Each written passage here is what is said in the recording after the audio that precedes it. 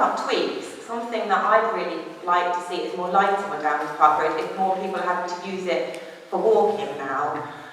Because you can't get the W4 bus a lot of the time because it's jam-packed and traffic along the way. Also, on that bus gate, I've noticed that some of the signage has been removed, and I don't know, I'm assuming it's maybe people that are angry about it happening, which, you know, I completely get. But in fact, them taking some of the signage away is making it more ambiguous, and I think more cars are then unclear and you driving through it. So I think that needs to be addressed, to put some more signage back, so that people realise, because the amount of time I'm stopping people at that bus gate when I'm walking up and down and saying, you do realise you can't go through it, and they're shocked. They go, I'm a resident here. Like, that doesn't, unless you've got an exemption, it doesn't make a difference. So if you could just note that some signage is not missing. I could talk about it all day, but I know everyone else wants to, so I'm happy to pass on. Sorry, hang on, Jim.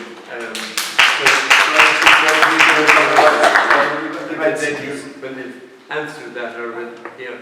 There were some really important points there about people, especially with mobility issues and health health and how they get around. We have got an exemptions procedure, a very... what I would say is everyone should apply, because actually it's quite a nuanced one which takes into consideration all... What I would ask you to do, and you can I'll give you my details as well, so you can contact me. But I would seriously urge you to apply, because actually anyone can apply, and. Can I just say, why can't you make it just for anyone with a blue badge holder?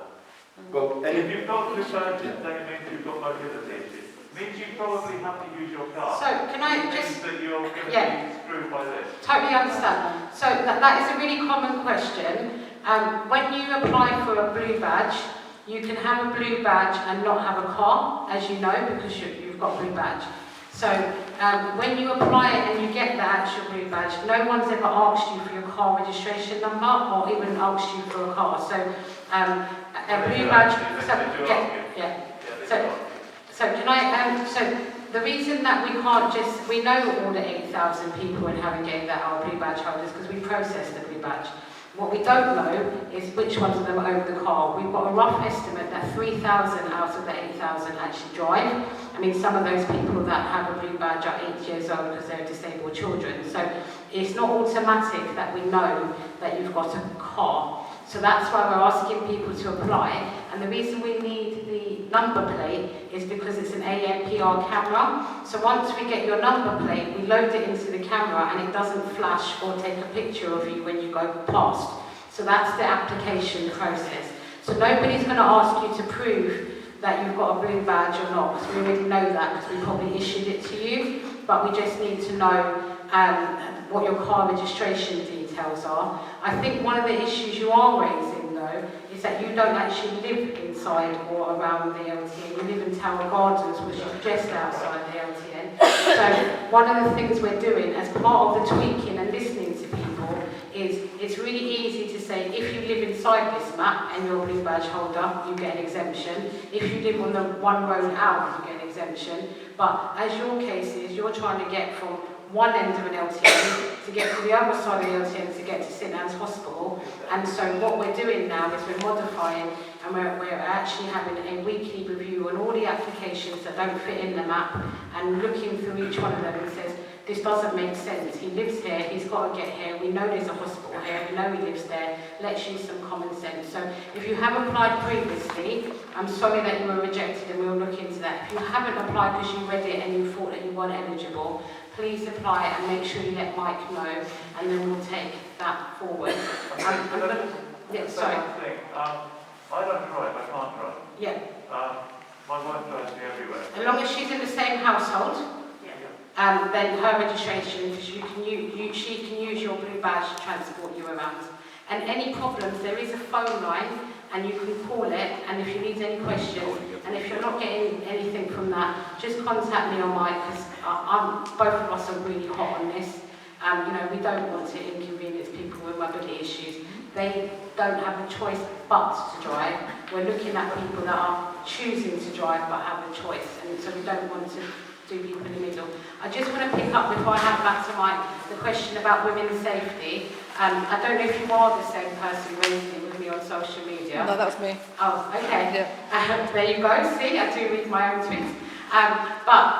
It's actually a really valid point. I mean, I worked in personal safety for the Susie Landley Trust as their policy manager for years. So the advice to women, which the onus is always on women, but it's advice and it's there, is to stick to busy roads, don't go down parks, don't go down quiet roads, don't do this. And then actually what we've done is turn some of the residential roads quieter. The police are, and as I said to the person who tweeted me, I did check this. This did come up before we implemented it, and I have been told that we're getting the data off the police.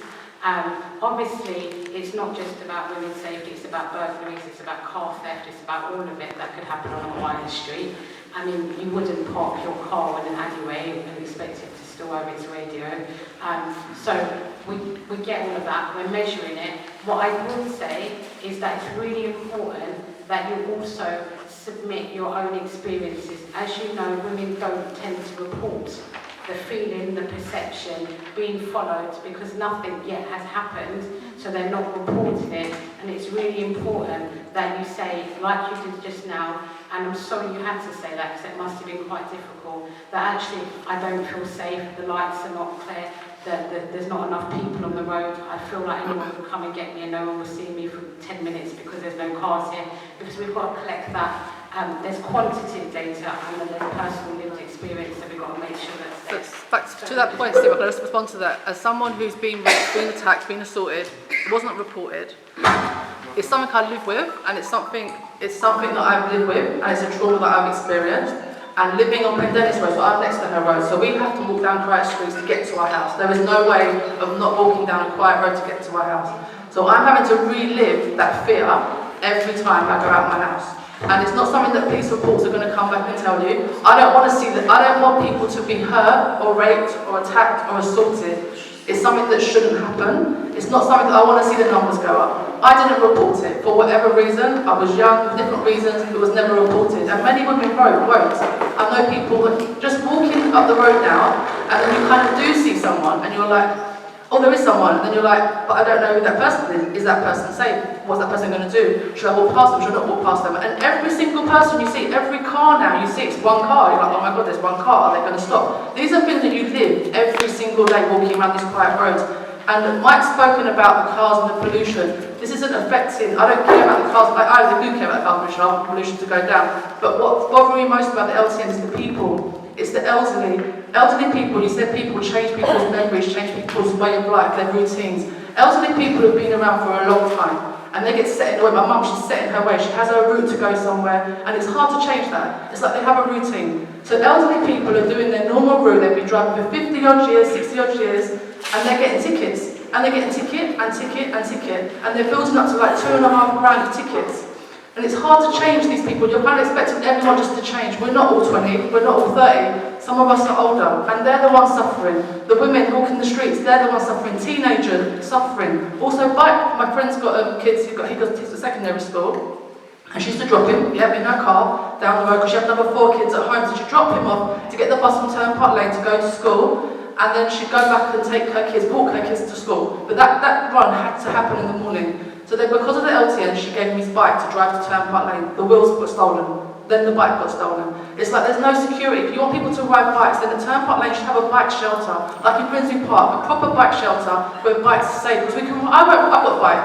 I'm not leaving my bike anywhere. I will ride where I can take my bike and stay with my bike. I can't ride my bike to the station because I don't feel safe to leave it at the station. I can't afford to leave my bike at the station. Then you have parents who've got 3 kids. They can't afford to buy 3 bikes, let alone store them. They live on Broadwater Farm. Where are they storing 3 bikes? Like, they can't carry them up the stairs. It's just not realistic for some families to ride about on bikes. As much as it would be nice to, whether you can loan kids bikes, there can be some kind of thing for people who have low family incomes, when you give them bikes, then you also need to pay for this place to secure them. So these are all things that you need to bring into play before you bring in LTNs.